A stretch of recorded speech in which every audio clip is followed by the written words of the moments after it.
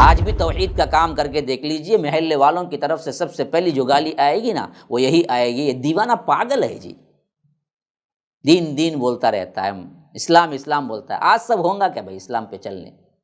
دیکھیے پہلی گالی یہاں پر بھی قوم ہود نے پہلا جو لفظ استعمال کیا حضرت ہود علیہ السلام کے مقابلے میں، فرمایا تو کیا فرمایا؟ صفاہا، صفیح دیوانے کو کہتے ہیں۔ توحید ہے تو اللہ کی رحمت ضرور آئے گی۔ تو ہود اور ان کے ماننے والے جتنے بھی مسلمان تھے جو بہت ہی قلیل تعداد میں تھے، اللہ کہتا ہے کہ اپنی رحمت سے ہم نے ان کو نجات دے دی۔ وَقَطَعْنَا دَابِرَ الَّذِينَ كَذَّبُوا بِآيَاتِنَا، جنہوں نے ہماری آیتوں کو جھٹلایا ہم ان کے دم کاٹ کر رکھ دیے، ہاں جڑ کاٹ دی۔ توحید کو قبول کرنے میں سب سے بڑی رکاوٹ جو آتی ہے نا جی، یہاں پر یاد رکھ لیجئے یہ استکبار کے لفظ کو، اصل میں تکبر کی وجہ سے ہی بہت سے لوگ توحید سمجھ آنے کے باوجود بھی آج قبول نہیں کرتے، ہمارے مسلمان بھائیوں میں بھی۔ تو حضرت صالح علیہ السلام نے ان سے منہ پھیر لیا اور کہا کہ اے میری قوم، میں نے تمہیں اپنے رب کا پیغام پہنچا دیا ہے اور تمہاری خیر خواہی کی ہے، لیکن تم خیر خواہوں کو پسند ہی نہیں کرتے۔ یہ بڑے افسوس کا جملہ ہے۔ وَلَٰكِن لَا تُحِبُّونَ النَّاصِحِينَ، میں نے تو تم سے نصیحتیں کی، خیر خواہی کی، تمہیں بچانا چاہا، لیکن تم نے میرا انکار کر کے عذاب کو مول لیا، تو شاید تم خیر خواہوں کو پسند نہیں کرتے۔ بعینہ ہی اسی انداز میں آج ہماری بھی التجا ہے، اللہ کے لیے درگاہوں کا چکر چھوڑ دو، اللہ کے لیے شرک کے اعمال چھوڑ دو، اللہ کے لیے شرکیہ افعال چھوڑ دو، ولیوں کو اللہ کا شریک نہ بناؤ، ہم تمہارے خیر خواہ ہیں۔ اب جن کو خیر خواہی پسند نہیں ہے وہ اپنے معاملے پہ ڈٹے رہیں، ورنہ تو رسول نے تو ہمیشہ خیر خواہی کی دعوت دی، ہم بھی اسی دعوت کو لے کے اٹھے ہیں۔ MSLI ٹی وی، رہنمائی بدلتی دنیا کے لیے۔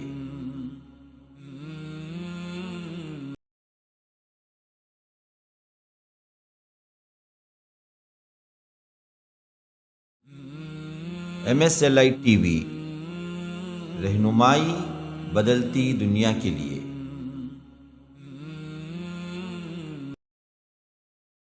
السلام علیکم ورحمۃ اللہ وبرکاتہ۔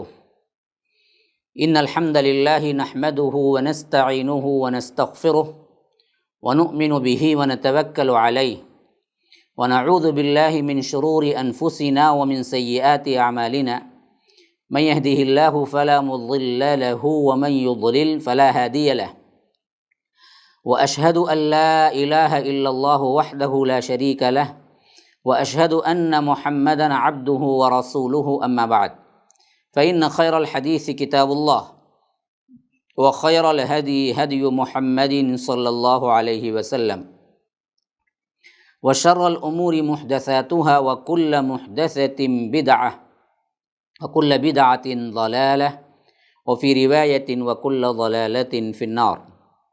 فاعوذ باللہ السمیع العلیم من الشیطان الرجیم من ہمزہ ونفثہ ونفخہ۔ لقد ارسلنا نوحا الى قومه فقال يا قوم اعبدوا الله ما لكم من اله غيره اني اخاف عليكم عذاب يوم عظيم۔ اللهم ارنا الحق حقا وارزقنا اتباعه وارنا الباطل باطلا وارزقنا اجتنابه۔ اللهم علمنا ما ينفعنا وانفعنا بما علمتنا وارزقنا علما۔ رب اشرح لي صدري ويسر لي امري واحلل عقدۃ من لسانی یفقہوا قولی۔ اس اللہ کے نام سے ابتدا جس کے ناموں کی کوئی انتہا ہی نہیں۔ ولو ان ما فی الارض من شجرۃ اقلام والبحر یمدہ من بعدہ سبعۃ ابحر ما نفدت کلمات اللہ۔ اس ذات اقدس پر کروڑوں درود و سلام ہوں جو تمام جہانوں کے لیے رحمت للعالمین بن کے آئے تھے۔ اللہم صلی علی محمد وعلی آل محمد کما صلیت علی ابراہیم وعلی آل ابراہیم انک حمید مجید، وبارک علی محمد وعلی آل محمد کما بارکت علی ابراہیم وعلی آل ابراہیم انک حمید مجید۔ برادران اسلام، واجب الاحترام بزرگوں، دوستوں، عزیز ساتھیوں، لائق احترام ماؤں اور بہنوں، دورہ ترجمہ قرآن اللہ تبارک و تعالیٰ کے فضل و کرم سے ہفتہ واری آپ لوگوں کے سامنے مسلح لائف ٹی وی کے ذریعے پیش خدمت ہے۔ میں نے جو آیت ابھی آپ کے سامنے تلاوت کی ہے یہ سورۃ الاعراف سورہ نمبر 7 آیت نمبر 59 ہے، جو کہ گزشتہ دورہ ترجمہ قرآن کی آخری آیت 58 تھی، اور آج میں نے اس کے بعد کی آیت تلاوت کی۔ جیسا کہ میں نے بیان کیا تھا آخری میں گزشتہ درس میں کہ یہاں سے انبیاء اور ان کی قوم کے ساتھ جو مکالمہ ہوا اور جو دعوتی طور پر جو ان کے ساتھ معاملہ پیش آیا، اللہ تبارک و تعالی نے کئی انبیاء کرام کا بھی ترتیب ذکر کیا ہے، اور اس سے اصل مقصود یہ ہے کہ توحید کا اس بات اور اس بات کا اعلان کہ جتنے نبی آئے دنیا کے اندر سب کا پیغام ایک ہی تھا، وہ پیغام تھا اللہ ایک کی عبادت کرو۔ یہ پیغام یہ تھا کہ اللہ کو مانو۔ اللہ کو قوم مانتی تھی، مشرکین مکہ بھی مانتے تھے۔ مسئلہ یہ تھا کہ عبادت میں جیسے ہمارے مسلمان بھٹکے، بہت سے مسلمان عبادت میں کسی جھنڈے کو، بنڈے کو، قبر کو، پیر کو، مرید کو، غوث اعظم کو، عبد القادر جیلانی کو، علی حجویری کو، حسنین کریمین کو، حضرت علی رضی اللہ عنہ کو، مشکل کشا، حاجت روا، فلاں فلاں، یہ جو سمجھتے ہیں، اور ان کے لیے نظر، نیاز، دعا، نمازیں، تسبیحات، ڈر، خوف، محبت، یہ تمام جو چیزیں ہوتی ہیں، یہی شرک کو مٹانے کے لیے انبیاء آئے۔ یہ تمام چیزیں، جتنی عبادت کے ایکشنز ہیں، وہ اللہ کے علاوہ کسی کے لیے نہ کرو، اسی پیغام کے ساتھ رسول آئے۔ اب آپ سنتے جائیے، انبیاء آئے ہیں، اور انبیاء کے الفاظ قوم سے کیا تھے؟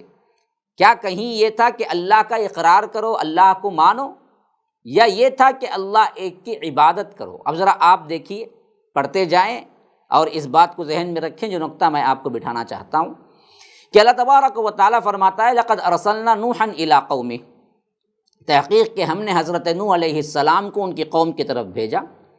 انہوں نے کہا کہ فقال یا قوم اعبدوا اللہ، انہوں نے کہا کہ اے میری قوم کے لوگو، اللہ کی عبادت کرو۔ یہ نہیں کہا اللہ کو مانو، یہ نہیں کہا کہ اللہ رب ہے، وہ مانتے تھے۔ عبادت میں اللہ تبارک و تعالیٰ کے علاوہ کسی کو شریک نہ کرو، یہ تھا اہم مسئلہ۔ تم لوگ اللہ کی عبادت کرو، ما لکم من الہ غیرہ، اس کے علاوہ کوئی الہ نہیں ہے، کوئی معبود نہیں ہے، ایک اللہ ہی عبادت کے لائق ہے، اور اس کے علاوہ کوئی عبادت کے لائق نہیں ہے۔ یہ انکار بھی ہونا ضروری ہے، لا الہ پہلا ہمارا کلمے میں انکار ہے، کوئی معبود نہیں، کوئی عبادت کے لائق نہیں، خواہ وہ علی حجویری ہوں، قادر شاہ ولی ہوں، موسیٰ شاہ قادری ہوں، فلاں ہوں، فلاں ہوں، فلاں ہوں، کوئی نبی بھی نہیں ہے۔ عبادت کا مستحق صرف اللہ ہے، اور عبادت صرف نماز کا نام نہیں ہے، نظر، نیاز، منتیں، مرادیں، خوف، ڈر، غائبانہ، یہ خود بھی عبادت ہے، دعا، پکارنا، یہ بھی عبادت ہے۔ تو یہ بھی کسی نبی کے لیے، ولی کے لیے، کسی بھی صالح انسان کے لیے، کسی بھی لکڑی کے لیے، جھنڈے کے لیے، بنڈے کے لیے، دریا کے لیے، قدرتی مناظر کے لیے، پہاڑ کے لیے، کسی کے لیے جائز نہیں ہے۔ ما لکم من الہ غیرہ، اس کے علاوہ کوئی الہ نہیں ہے، کوئی معبود نہیں ہے۔ اور انہوں نے کہا انی اخاف علیکم عذاب یوم عظیم، کہ میں تمہارے بارے میں ایک بڑے دن کے عذاب سے ڈرتا ہوں، یعنی یہ بات نہیں مانو گے، شرک میں مبتلا رہو گے تو اللہ تبارک و تعالی ڈراوا بھیج رہا ہے، تمہیں قیامت کے دن پکڑے جاؤ گے۔ نوح علیہ السلام کی قوم سے قیامت اور آخرت کا ڈراوا شروع ہوا، جو مستقلاً محمد الرسول اللہ صلی اللہ علیہ وسلم آنے تک انبیاء کے ذریعے اللہ تبارک و تعالی انذار کرتا رہا کہ ڈرو ڈرو ڈرو ڈرو، ایک بہت بڑا دن آنے والا ہے جس میں تمہارا پائی پائی کا حساب ہوگا۔ یہاں سے جو حضرت نوح علیہ السلام کا سلسلہ شروع ہوا ہے، مشہور ترین انبیاء اور رسول کے قصے 6 بیان ہوئے ہیں بالترتیب اس صورت کے اندر، جس میں حضرت نوح کا ذکر ہو رہا ہے یہاں پر، پھر آگے آئے گا ہود کا، پھر حضرت صالح کا، پھر حضرت لوط کا، پھر حضرت شعیب کا، پھر آخری میں حضرت موسیٰ علیہ السلام کا۔ نوح، ہود، صالح، لوط، شعیب اور موسیٰ علیہ السلام کا۔ اور مقصود اس سے اصل میں کیا ہے؟ ان لوگوں کو بتانا ہے جو اس وقت مشرکین مکہ کفار کے اندر بڑے ڈھٹائی کے ساتھ توحید کا انکار کر رہے تھے، کہ نہیں بتایا جائے کہ دیکھو اگر تم نے انکار کیا تو گزشتہ قوموں کو جس طرح اللہ نے برباد کر دیا، اسی طرح یہ شرک تمہیں لے ڈوبے گا اور تمہیں برباد کر دے گا۔ اور آج بھی امت مسلمہ کی زب و حالی اسی واسطے ہے کہ انہوں نے توحید کو چھوڑا اور شرک میں مبتلا ہو گئے۔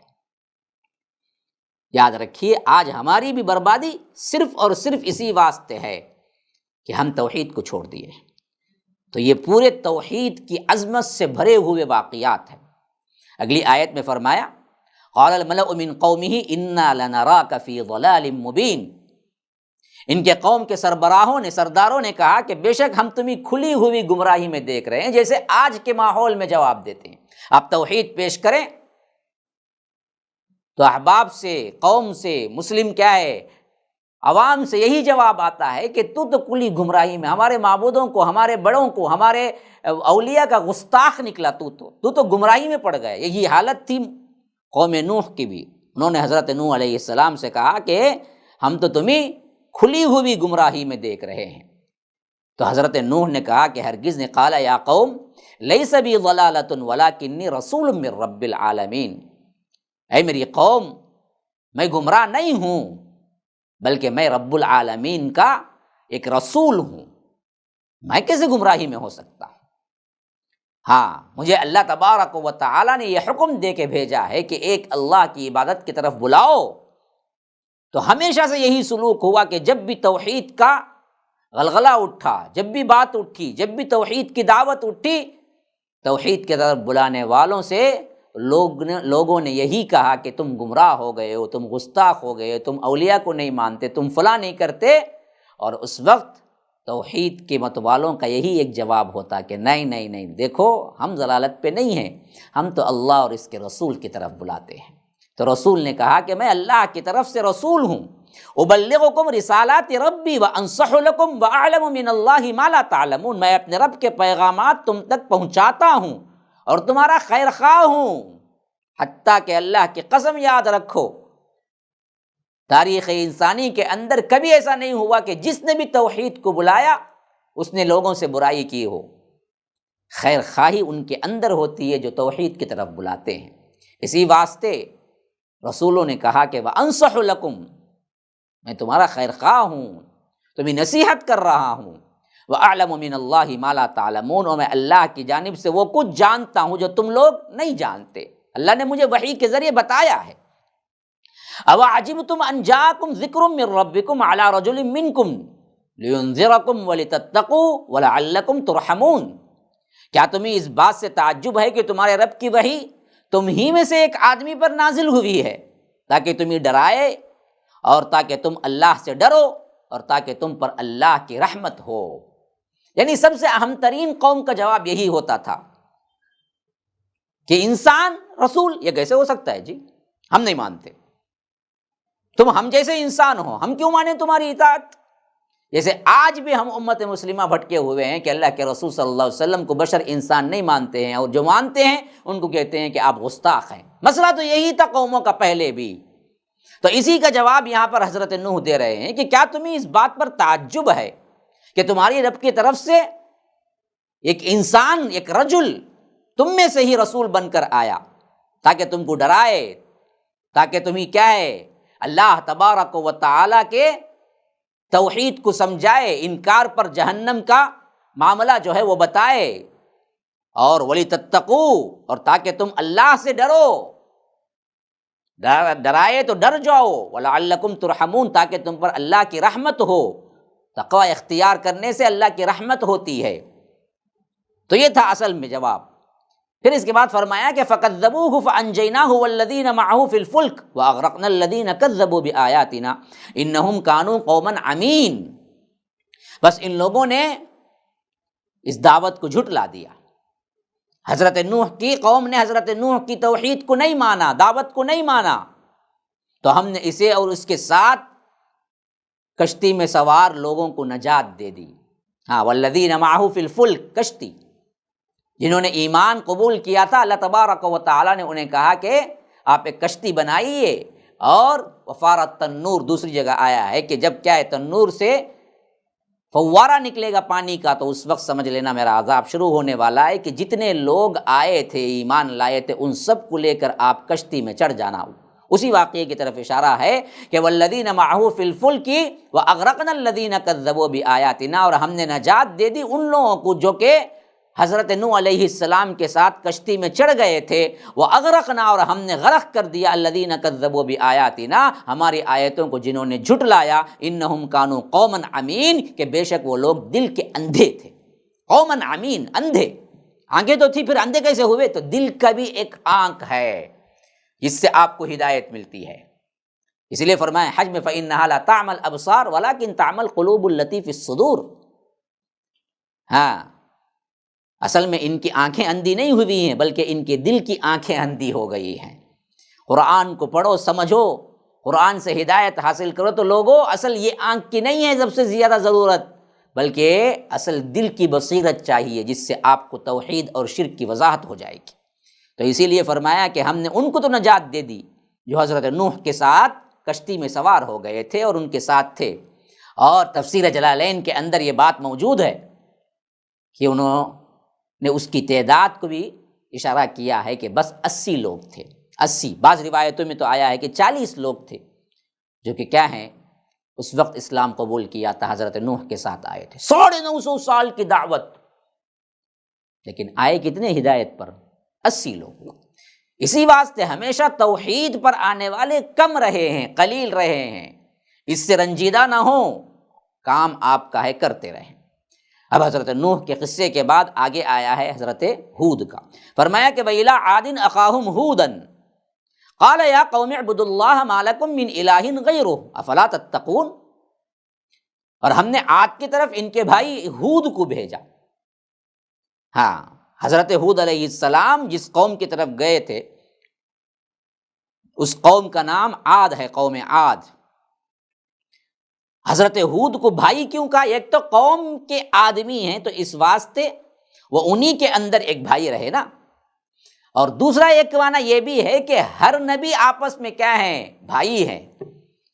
تو ان کے بھائی کا مطلب یہ ہے کہ حضرت نوح کے بھائی، یعنی ان کی نسل میں آنے والے حضرت نوح کے ایمانی رشتے کے بھائی جو ہیں حضرت ہود کو، ان کو بھیجا میں نے۔ اخاہم کا مطلب یہ ہے، فرمایا قال یا قوم اعبدوا، انہوں نے کیا کہا کہ اے میری قوم کے لوگوں اللہ ایک کی عبادت کرو۔ قال یا قوم اعبدوا اللہ، اللہ ہی کی عبادت کرو، ما لکم من الہ غیر، اس کے علاوہ کوئی عبادت کے لائق نہیں ہے، کوئی اس کے علاوہ تمہارا معبود نہیں ہے۔ دیکھیے وہی الفاظ جو حضرت نوح نے ابھی ادا کیے تھے علیہ السلام، بعین ہی وہی الفاظ۔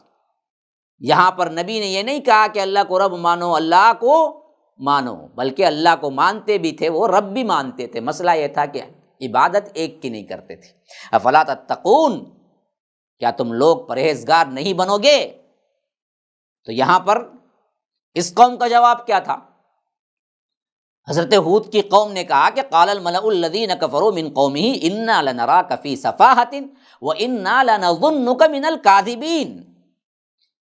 حضرت ہود کی قوم نے کہا، جن سرداروں نے خاص طور پر جن کی عللے تللے ہوتے ہیں، سردار جو ہوتے ہیں نا، یہی اصل میں قوم کو بگاڑتے ہیں۔ اسی واسطے کیا ہے ہمیشہ قال الملأ کا لفظ آیا ہے۔ قوم کے سرداروں نے جو کفر اختیار کیا تھا، کافر تھے، انہوں نے کہا کہ ہم تجھے احمق پا رہے ہیں، انا لنراک فی سفاہۃ، ہم تو تجھے دیوانہ سمجھتے ہیں، وانا لنظنک من الکاذبین، اور ہم تو تجھے کیا ہیں؟ جھوٹا سمجھتے ہیں۔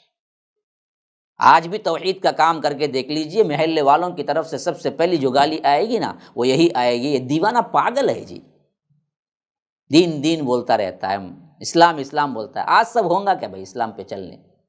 دیکھیے پہلی گالی یہاں پر بھی قوم ہود نے پہلا جو لفظ استعمال کیا حضرت ہود علیہ السلام کے مقابلے میں، فرمایا تو کیا فرمایا؟ سفاہہ، سفیہ دیوانے کو کہتے ہیں۔ کہا کہ دیوانے لگ رہے ہو تم، ہم تو دیوانہ سمجھتے ہیں، تم یہ کیا توحید کی رٹ لگا رکھی ہے، ہمارے اتنے بڑے معبود ہیں۔ تو انہوں نے کہا کہ قال یا قوم لیس بی سفاہۃ ولکنی رسول من رب العالمین، وہی الفاظ دیکھیے جو حضرت نوح کے سلسلے میں آئے۔ حود علیہ السلام نے کہا کہ اے میری قوم، میں بے وقوف نہیں ہوں، میں دیوانہ نہیں ہوں، بلکہ میں تو رب العالمین کی طرف سے رسول بن کر آیا، اور ابلغکم رسالات ربی وانا لکم ناصح امین، میں تو تمہیں اپنے رب کے پیغامات پہنچا رہا ہوں، میں تمہارا مخلص امانت دار ہوں، ناصح ہوں، اور اس کے ساتھ ساتھ امانت دار ہوں۔ میں اپنے لیے نہیں کر رہا ہوں، اللہ نے حکم دیا ہے، اس واسطے میں خالصۃ لوجہ الکریم تمہیں اپنے رب کی طرف بلا رہا ہوں۔ پھر اس کے بعد فرمایا او عجبتم ان جاءکم ذکر من ربکم علی رجل منکم لینذرکم، کیا تمہیں اس بات پر تعجب ہے کہ تمہارے رب کی طرف سے وہی تمہی میں سے ایک آدمی پر نازل ہوئی؟ وہی جواب جو پہلے آیا تھا، تو سوال کیا ہوگا ان کا بھی؟ وہی سوال ہوا کہ تم انسان اور نبی، ہم تو نہیں مانتے، تم تو ہم جیسے انسان ہو، تم پر کیسے وحی آئے گی؟ تم فرشتہ کیوں نہیں ہو؟ جواب آیا کہ کیا تمہیں تعجب ہے اس بات پر؟ اب عجبتم ان جاءکم ذکر من ربکم، اللہ تبارک و تعالی کی طرف سے وہی اتری ہے، یہ علی رجل منکم، تم میں سے ہی ایک انسان پر اس پر تعجب ہے، لینذرکم، تاکہ وہ تمہیں ڈرائے۔ دیکھو وَاذْكُرُوا إِذْ جَعَلَكُمْ خُلَفَاءَ مِن بَعْدِ قَوْمِ نُوحٍ وَزَادَكُمْ فِي الْخَلْقِ بَسْطَةً فَاذْكُرُوا آلَاءَ اللَّهِ لَعَلَّكُمْ تُفْلِحُونَ، کہ فرمایا کہ جب اللہ نے تمہیں قوم نوح کے بعد اپنا خلیفہ بنایا، یعنی جتنے قوم کے لوگ ایمان لائے تھے 80 لوگ جودی پہاڑ پر کشتی ٹکنے کے بعد ان کو آباد کیا، اور ان کے ذریعے سے لوگوں کو اللہ تبارک و تعالی بستیوں میں پھیلایا، اور پھر قوم بنی، اسی قوم میں قوم عاد بنی۔ قوم عاد بھی صالح رہی ایک حد تک، پھر اس کے بعد ان کے اندر شرک آیا، تو حضرت ہود کو اللہ تبارک و تعالی نے بھیجا۔ تو حضرت ہود اس نعمت کو یاد کرواتے ہوئے کہہ رہے ہیں کہ لوگوں کہاں تم پھنس گئے ہو شرک کے ان جیسے نجاستوں میں، اللہ نے توحید کی برکت سے تمہیں اٹھایا، جو توحید کو مان کے کشتی میں چڑھے تھے انہی سے تم آئے، تمہاری نسلوں کو اللہ نے توحید سے آباد کیا، کیا تم بھول گئے؟ یاد کرو، اذ جعلکم خلفاء من بعد قوم نوح، قوم نوح کے بعد اللہ نے تم کو جانشین بنایا، تو تم جو بچے نا توحید کی وجہ سے بچے، لیکن پھر تم نے وہی کام کرنا شروع کر دیا، اور تمہارا حال کیا ہے؟ وزادکم فی الخلق بسطہ، اور دوسروں کے مقابلے میں تمہیں زیادہ قوت اور جسامت عطا کی، کیونکہ قوم عاد بڑے تنومند بھی تھے، بڑے لمبے لمبے تھے، اور بڑے طاقتور بھی تھے، یہاں تک کہ ان کے آج بھی وہ پہاڑوں میں تراشے ہوئے گھر موجود ہیں جو اپنے وہ ہاتھ سے تراشا کرتے تھے، بڑے بڑے درختوں کو ایک ہاتھ سے اکھیڑ دیا کرتے تھے، ان کے قد بہت لمبے لمبے تھے۔ تو تمہیں کیا ہے، قوم نوح سے بھی زیادہ کیا ہے، جسامت میں بھی، قوت میں بھی تمہیں اللہ تبارک و تعالی نے بڑھوتری دی۔ وزادکم فی الخلق بسطہ، تو فاذکروا آلاء اللہ لعلکم تفلحون، بس تم اللہ کی نعمتوں کو یاد کرو تاکہ تم کامیاب ہو جاؤ۔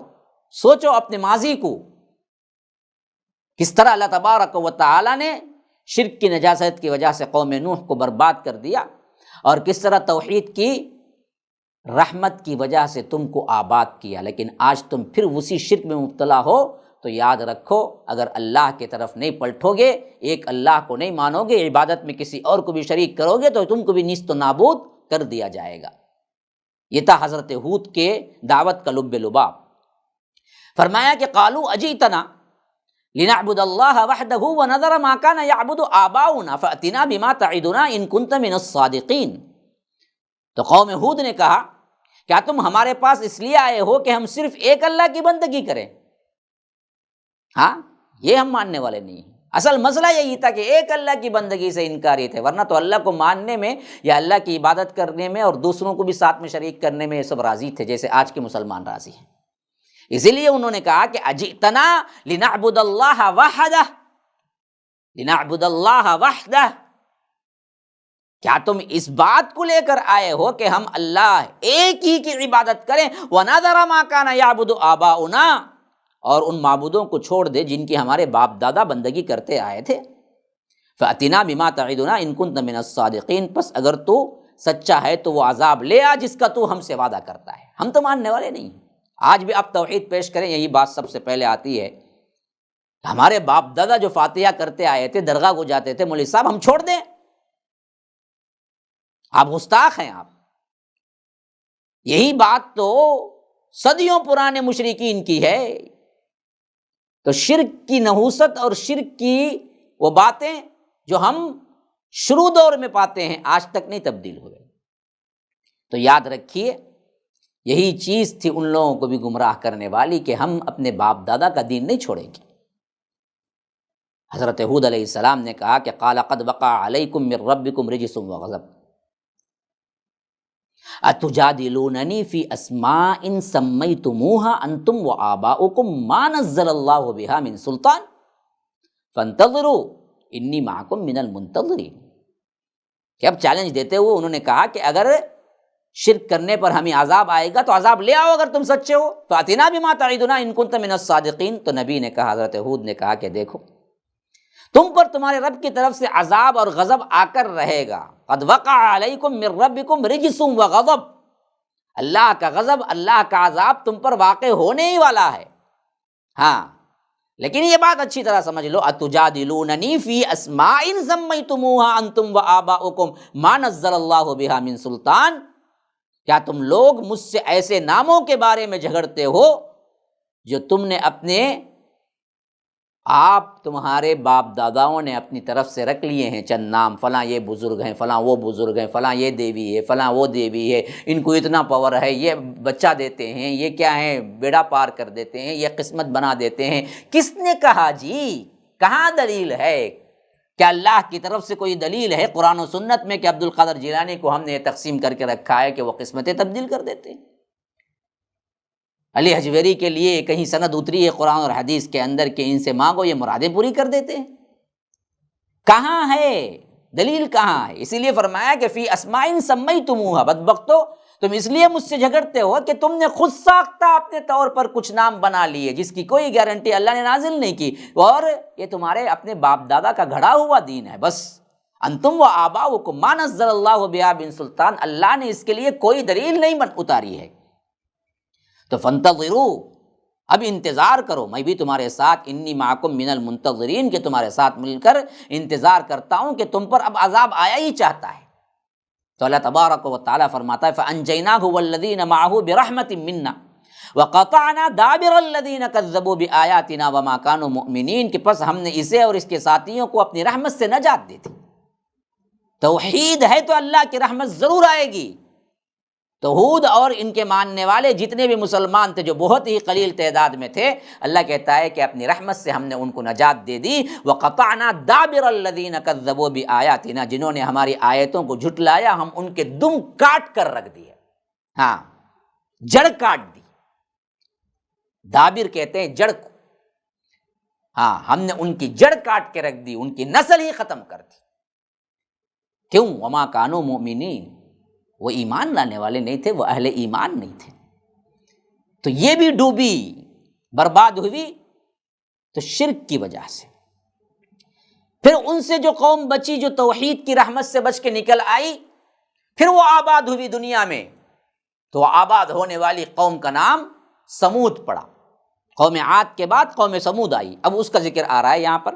وَإِلَىٰ ثَمُودَ أَخَاهُمْ صَالِحًا، اور ہم نے حضرت صالح کو سمود کی طرف بھیجا۔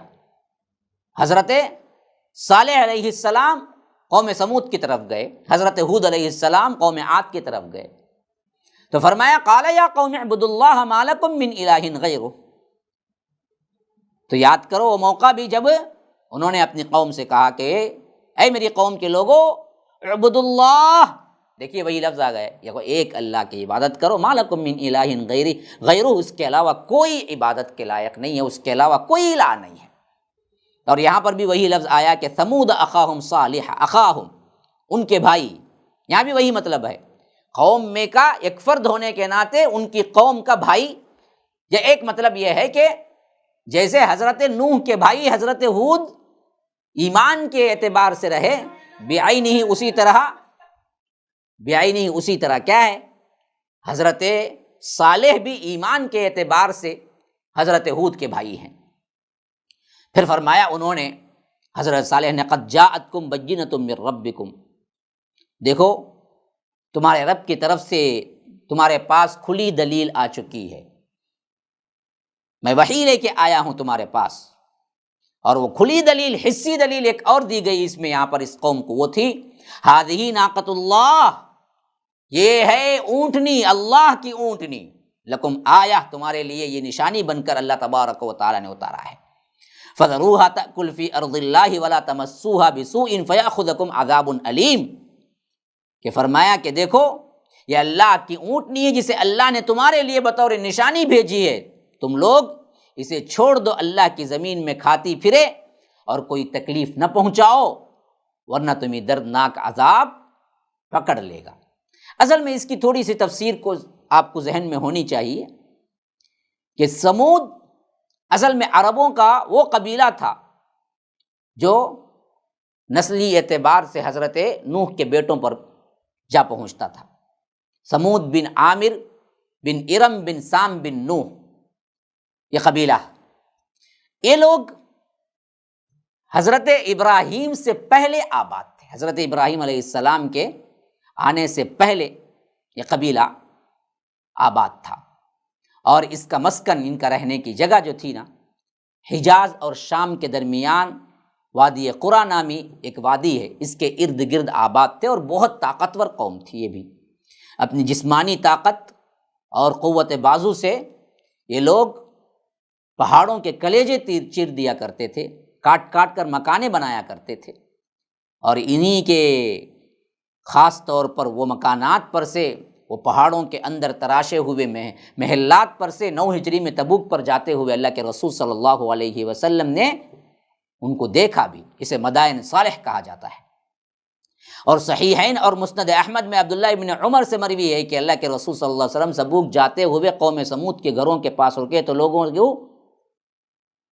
ایک کنواں تھا وہاں پر، اس وقت اس کے پانی کو پینے سے بھی منع کیا، ہاں، اور وہاں پر آٹا گوندھ کر کھانا پکانے لگے صحابہ، تو اللہ کے رسول صلی اللہ علیہ وسلم نے حکم دیا کہ اپنی ہانڈیاں اونڈھیل دو، گونڈا ہوا آٹا پھینک دو، کیوں؟ اس واسطے کہ یہ اللہ تبارک و تعالیٰ کے عذاب کا شکار ہوئی قوم، وہ جگہ تھی وہاں پر، اس واسطے اللہ کے رسول صلی اللہ علیہ وسلم نے منع کر دیا۔ یہ تھا ان کا بیک گراؤنڈ۔ اور جب حضرت صالح علیہ السلام ان کو دعوت دیے تو انہوں نے دعوت کا انکار بھی کیا اور ساتھ ساتھ معجزہ بھی طلب کیا، جس کے لیے اللہ تبارک و تعالیٰ نے جو اونٹنی حضرت صالح کی تھی، یہ ایک خاص اونٹنی کی طرف اشارہ کرتے ہوئے فرما رہے ہیں کہ یہ نشانی اتاری ہے، یعنی وہ اونٹنی اس واسطے ناقۃ اللہ کہلائی کہ وہ اونٹنی کے ذریعے پیدا نہیں ہوئی، بلکہ روایتوں میں آتا ہے کہ ایک چٹان پھٹی اور بالکل آنکھوں دیکھے قوم کے سامنے ایک اونٹنی نکل کے آ گئی، تم نے اونٹنی مانگی تھی نا، معجزہ مانگا تھا نا، لو۔ تو اس وقت بغیر کسی اونٹنی کے چٹان پھٹ کر اونٹنی کا آنا بالکل ایک معجزتاً ہوا۔ تو اسی کو صالح علیہ السلام کہہ رہے ہیں کہ یہ اللہ کی اونٹنی ہے، یہ آیت تم نے مانگی، آ گئی اب آیت، اب تو قبول کر لو، اگر نہیں تو یاد رکھو دوسری جگہ آیا ہے 3 دن تمہارا وقت، 3 ایام، 3 دن ہی وقفہ ہے، پھر اس کے بعد تمہیں کیا کر دیا جائے گا؟ نیست و نابود کر دیا جائے گا۔ اور یہ 3 دن کی مدت بھی اس وقت آئی جب پہلے تو انہیں بتایا گیا یہ اللہ کی اونٹنی ہے، یہ فذروھا تاکل فی ارض اللہ، اللہ کی زمین میں یہ چرتی پھرے، کھاتی پیتی پھرے، اس کو کوئی نہ ٹوکے، ہاں، ولا تمسوھا بسوء، اس کو ہاتھ بھی نہ لگائے برائی کی نیت سے، ورنہ تو کیا ہوگا؟ فیأخذکم عذاب علیم، کہ تمہیں دردناک عذاب پکڑ لے گا۔ لیکن قوم کا ایک بدبخت ترین شخص، اس بدبخت نے کیا کیا؟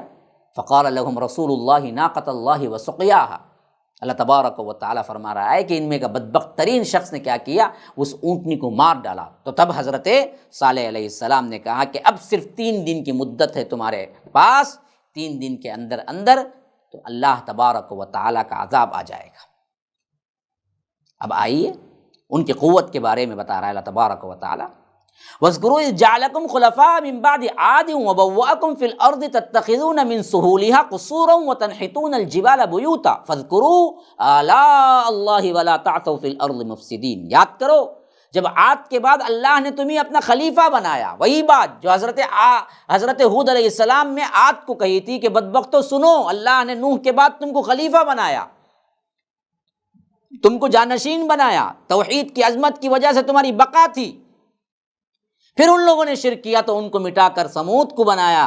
تو حضرت صالح یاد کرا رہے ہیں کہ اے میری قوم کے لوگوں، اللہ نے سمود کے بعد تم کو بنایا خلیفہ، یہ توحید کی برکت سے تھی، اور زمین کی تمکین دی، وبوأکم فی الارض، زمین کے اندر تمہیں کیا ہے، قوت دی، طاقت دی، ٹھہرنے کی جگہ دی، اور تتخذون من سہولہا قصورا وتنحتون الجبال بیوتا، اس کے میدانی حصے میں تم محل تعمیر کرتے ہو اور پہاڑوں کو کاٹ کر گھر بناتے ہو، اتنی بڑی قوت دی تمہیں، اس کے لیے اوزار کی ضرورت نہیں تھی، ان کے اپنے ہاتھ ہی اتنے طاقتور تھے، اللہ نے قوت دی تمہیں۔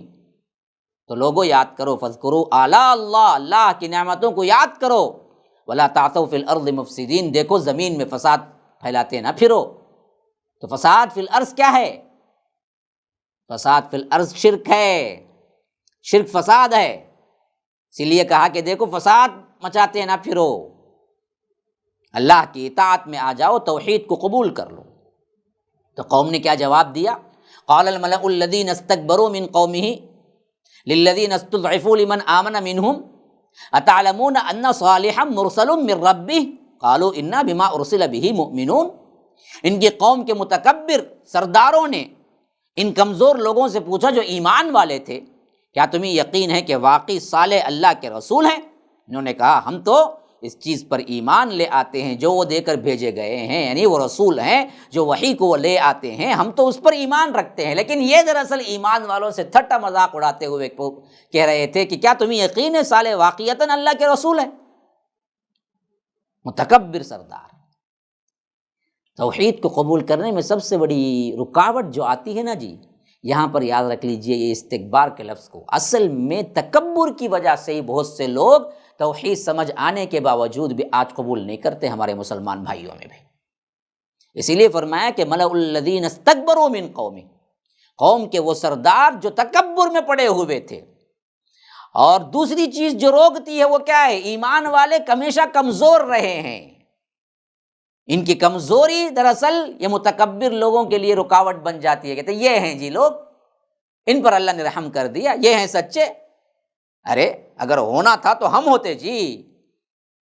ہاں تو یاد رکھیے ہمیشہ سے بھی یہی ہوا ہے کہ توحید کو ماننے والے ہمیشہ کمزور ہی رہے ہیں، ابھی توحید کو ماننے والے دنیاوی حیثیت میں کم ہی رہے ہیں، اور یہ حیثیت میں کم ہونا خود ان متکبرین کے لیے رکاوٹ بن جاتا ہے۔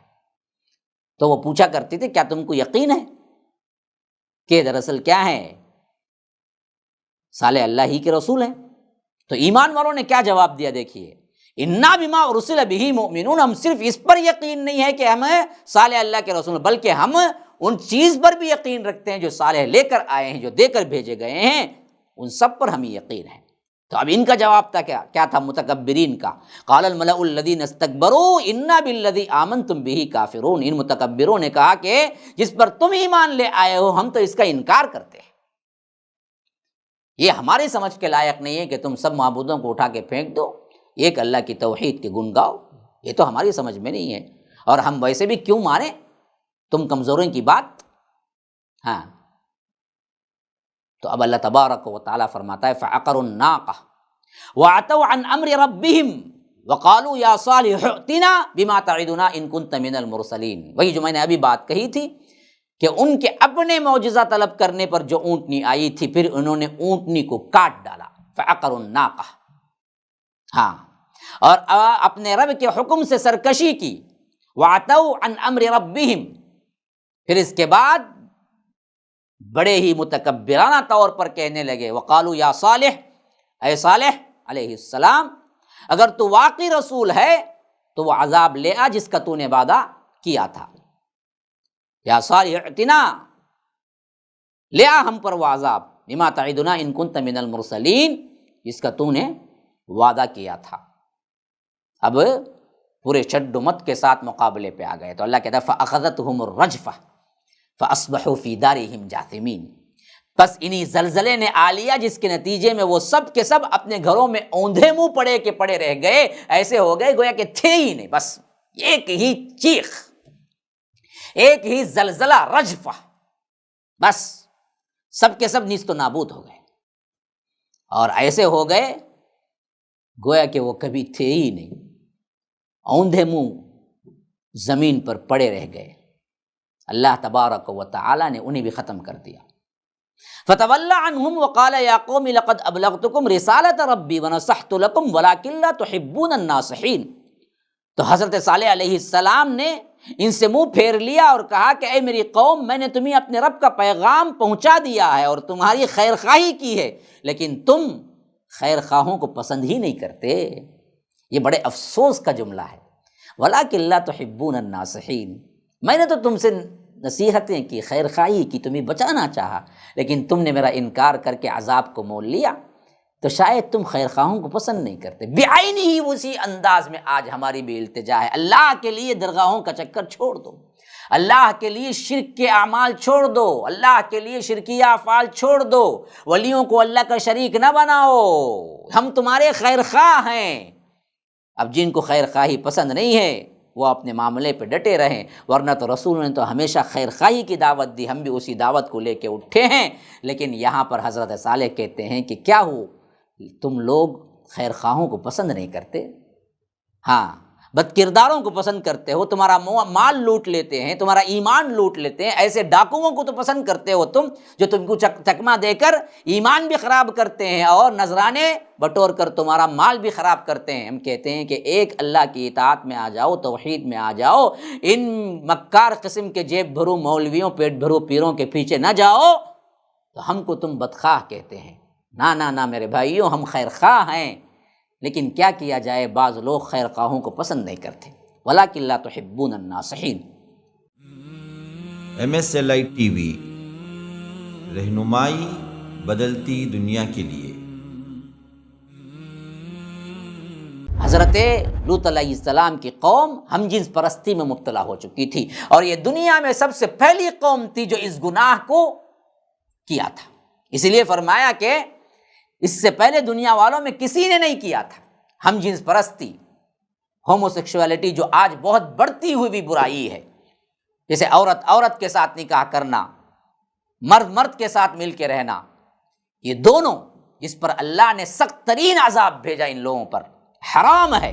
اس سے معلوم ہوا کہ حضرت لوط پر ایمان لانے والا ایک بندہ بھی نہیں تھا سوائے گھر والوں کے، کوئی نہیں ایمان لایا تھا، پوری کی پوری بستی ہلاک کر دی گئی، اور بیوی بھی نہیں لائی تھی، صرف ان کی جو اولاد تھی، بعض روایتیں ہیں کہ 2 بیٹیاں تھیں اور حضرت لوط تھے، بس یہ 3 افراد تھے جو پوری بستی میں نجات دی گئی، بقیہ سب کو ہلاک کر دیا گیا۔ جیسے قوم لوط میں شرک کے علاوہ فحش کاری، بے حیائی تھی، ویسے قوم شعیب میں شرک کے علاوہ جو بیماری تھی وہ ناپ تول میں کمی تھی۔ اسی واسطے فرمایا کہ پس تم ناپ اور تول میں پورا کیا کرو، کمی نہ کیا کرو، اور لوگوں کو ان کی چیزیں کم نہ دو، اور زمین کی اصلاح کے بعد ان میں فساد پیدا نہ کرو۔ اگر تم لوگ مومن ہو تو یہی تمہارے لیے بہتر ہے۔ راستوں کے کناروں پر کھڑے ہو جانا، آنے جانے والوں کو، خاص کر خواتین کو گھور گھور کے دیکھنا، یہ دراصل فساد فی الارض کی نشانی ہے۔